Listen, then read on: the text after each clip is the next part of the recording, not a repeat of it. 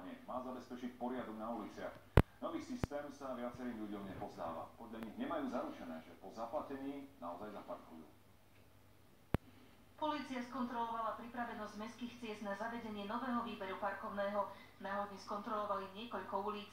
Na každej našli pochybenie s vyznačením parkovacieho miesta. Na výber poplatkov za parkovanie preto nedala polícia súhlas. Ani jedna zo 6 námatkovo vybratých ulic nebola v súlade s projektovou dokumentáciou, preto sa ďalej v kontrole nepokračovalo. Polícia vyzvala Trenčiansku samosprávu, aby komplexne skontrolovala vyznačenie parkovacích miest vo všetkých lokalitách a následne napravila chyby. Mesto napriek tomu nový systém parkovania spustilo. Okresný dopravný inšpektorát nás upozornil na niektoré nedostatky v dopravnom značení.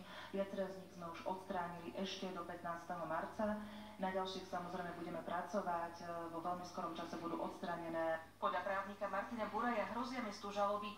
Dodáva, že na nezákonnosti nemôže samospráva stavať zákonný výber parkovného. V prípade, že mesto Trenčín spustí parkovací systém, ktorý nie je v súlade s projektovou dokumentáciou, vystavuje sa riziku súkromnoprávnych žalob o náhradu škody v prípade vzniku kolizných situácií. Trenčanom prekáža, že nové parkovacie boxy vznikli na úkor zjednosmernenia ciest.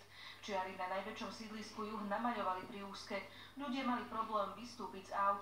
Podľa mestského poslanca Miloša Mičegu malo mesto spustiť nový systém parkovania len na skúšku v centre mesta. Sú to problémy, ktoré sú priamo v teréne, technické so značením bezpečnosť na cestách, kde jednoznačne nie je značenie v súlade tak s tým, ako máme zákon a normu. Pokladám to za ďalší nezvládnutý projekt. Povolenie na spustenie placeného parkovania vydá polícia až po odstránení všetkých nedostatkov. Mesto však na výbere parkovného trvá a realizuje ho. Dominika Kusa, RTVS.